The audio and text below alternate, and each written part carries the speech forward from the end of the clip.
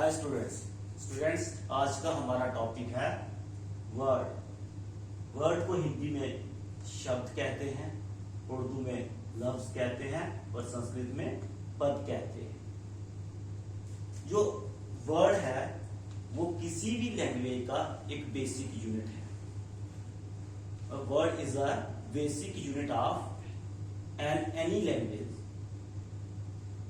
पहले आते हैं वर्ड, वर्णों को मिला के शब्द बनता है और शब्दों से मिला के वाक्य सेंटेंसेस बनते हैं। अब प्रश्न ये है कि शब्द होता क्या है, वर्ड होता क्या है, what is a word, what is the definition of word. तो जो शब्द होता है वो क्या होता है, एक या एक से अधिक वर्णों से बने सार्थक समूह को शब्द कहते हैं। या दूसरे तरीके से हम ये कह सकते हैं, वर्णों के सार्थक समूह को शब्द कहते हैं। अर्थात कि एक या एक से अधिक जो अल्फाबेट या लेटर्स को मिलाकर शब्द बनता है।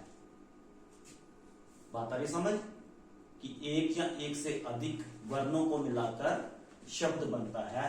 जैसे मैंने यहां लिखा फल, क्या लिखा, फल। जो फल है फ और ल को मिला के क्या बना, फल। मतलब दो वर्णों को मिला के क्या बना, एक शब्द बना जिसे हम फल कहते हैं।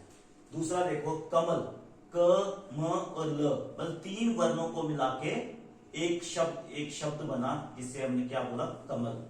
इसमें एक बात समझने वाली ये है कि वर्णों के समूह को, सार्थक समूह को, सार्थक मतलब जिसका कोई अर्थ हो, जिसका कोई मीनिंग हो, उसी को हम शब्द कहेंगे। अगर हमने लिख दिया मान लो love, it is not a word because it does not communicate any meaning, क्योंकि ये इसका कोई भी अर्थ नहीं निकल रहा है, इसलिए ये शब्द नहीं है। फल शब्द है क्योंकि इसका एक अर्थ है, इसका एक जो मतलब भावार्थ है वो हमें समझ आ रहा है। फल का मतलब फ्रूट्स। लेकिन जो लव है इसका कोई अर्थ नहीं है, ये मतलब ये विदाउट एनी मीनिंग वर्ड है, इसलिए इसे हम शब्द नहीं कहेंगे। शब्द क्या होगा, मतलब एक या एक से अधिक वर्णों को मिला के शब्द बनता है, लेकिन उसका अर्थ होना चाहिए, तभी उसे हम क्या बोलेंगे, शब्द बोलेंगे। इंग्लिश में इसका डेफिनेशन देखते हैं। A collection or a group of letters, मतलब जो लेटर्स हैं उनका ग्रुप या कलेक्शन, मतलब एक से अधिक लेटर्स को जब हम मिला के नई चीज बनाते हैं उसे हम शब्द कहते हैं। लेकिन इसके साथ क्या, विद सम मीनिंग, मतलब उसका कोई अर्थ होना चाहिए। जैसे हमने लिखा प्रॉमिस, ये क्या है, 1 2 3 4 5 6 7, मतलब ये 7 लेटर्स का कॉम्बिनेशन है या 7 लेटर्स का ग्रुप है, तो क्या बना, प्रॉमिस। और प्रॉमिस का अर्थ क्या होता है, वादा। तो इसका मतलब एक अर्थ है, इसका एक मीनिंग है। जो प्रॉमिस वर्ड है ये कुछ कम्युनिकेट कर रहा है, ये कुछ इसका जो अर्थ है वो क्या है, वादा। तो ये क्या है, शब्द है। बात आ रही समझ, ये क्या है, एक शब्द है। या दूसरी शब्दों में आप देखो, ग्रुप ऑफ साउंड्स और letters that express a particular meaning, मतलब ऐसा समूह अल्फाबेट्स का या लेटर्स का जिसका कोई अर्थ निकल रहा है, या जो किसी चीज को रिप्रेजेंट कर रहा है, उसे हम क्या बोलेंगे, वर्ड बोलेंगे। क्या बोलेंगे, वर्ड बोलेंगे।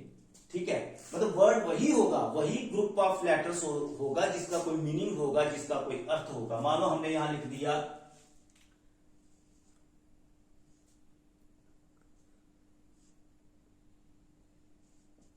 GLTE, तो इसका कोई अर्थ नहीं निकल रहा है। GLTE इसका कोई अर्थ नहीं निकल रहा है, इसका मतलब ये वर्ड नहीं है। It is not a word because it does not communicate any type of meaning. ये कोई भी, इसका कोई भी जो अर्थ है वो हमें समझ नहीं आ रहा है, ना ही इसका कोई अर्थ है, इसलिए ये शब्द नहीं है, ये वर्ड नहीं है।